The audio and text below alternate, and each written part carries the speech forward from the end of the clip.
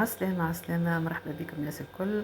كما تشوفوا في الفيديو باش نعملوا تتبيلة الكتف متاع الخروف العيد. عملنا خلطة هنا فيها الزيت والفلفل الأحمر والملح والليمون والثوم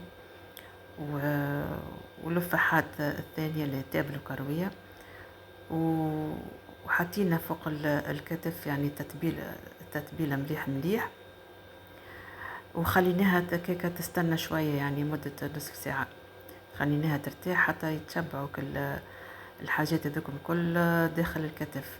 وزدنا فصوص الثوم،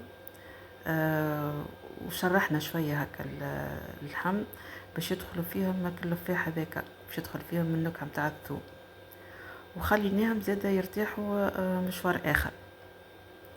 كما تشوفوا قبل ما نحطوهم في الكوشة، التتبيلة هذه يعني جات بنينة برشا وما فيهاش يعني برشا مواد، وتعطي للحم يعني طعم لذيذ، وتخليه يطيب يعني في زادة. من بعد غطيناهم بورق الطبخ المرة الأولى، حطينا ورقتين طبخ كما تشوفوا، نلفوهم مليح مليح باش تتغمك باش يتغمك الكتف هذاك الكل ويعطي نكهة. قبل ما نلفها نسيت باش نعديكم اللقطة هذيا، حطينا يعني شوية إكليل اللي هو يعز نكهة الخروف، وخليناه معلق الثوم هذاك باش يزيد يعطي طعم بني.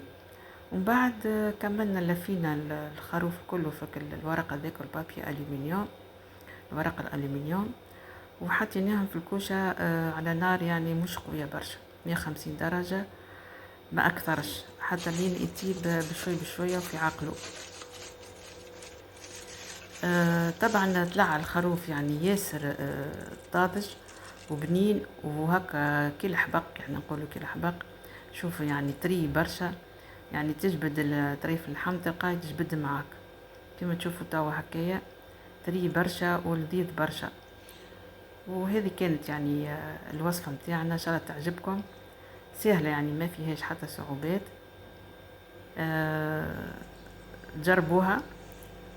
جربوها حتى في اي يعني لحم اخر، مش لازم حتى في الكتف، وان شاء الله تعجبكم، وان شاء الله نلقاكم في فرصة قادمة وفيديو قادم ان شاء الله.